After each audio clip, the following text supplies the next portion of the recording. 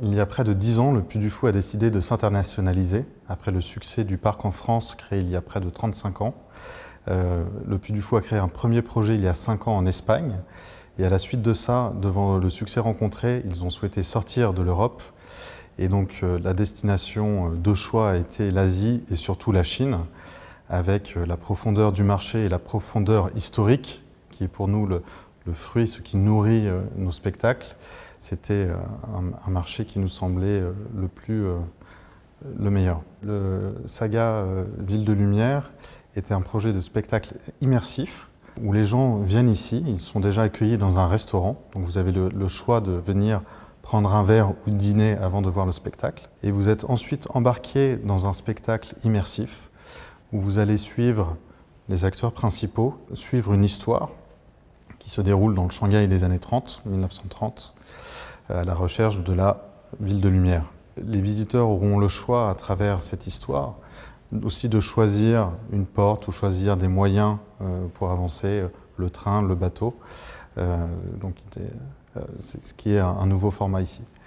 Donc c'est le plus grand théâtre immersif au monde, avec près de 46 000 mètres carrés ici pour le bâtiment, près de 20 000 mètres carrés seulement pour la partie spectacle. Et nous avons plus de 120 acteurs chinois et internationaux ici pour animer ce spectacle.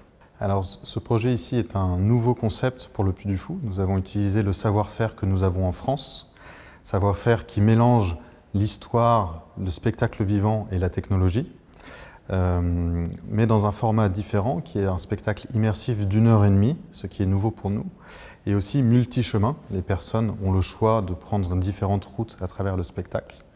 Donc c'est une innovation pour nous et un nouveau concept de spectacle immersif. Ceci est le premier projet en Chine et nous souhaitons en développer d'autres spectacles saga comme celui ici à Shanghai, c'est-à-dire des spectacles uniques en centre-ville, mais aussi nous souhaitons développer le projet de parc sur le même format que ceux qui sont en Europe, c'est-à-dire un espace au milieu de la verdure d'un grand espace, de nombreux spectacles de jour et de nuit avec des hôtels thématisés. Alors, Puy du Fou va continuer bien sûr à nourrir ces échanges culturels de par les nouveaux projets que nous allons faire et aussi à travers un certain nombre d'associations et d'organisations culturelles franco-chinoises dont nous faisons partie et que nous essayons d'animer et de nourrir. Le concept du Puy du Fou est de raconter des histoires basées sur la grande histoire. Et donc, ce qui nous laisse assez de marge de manœuvre, de choix, pour nous adapter aussi aux marchés locaux.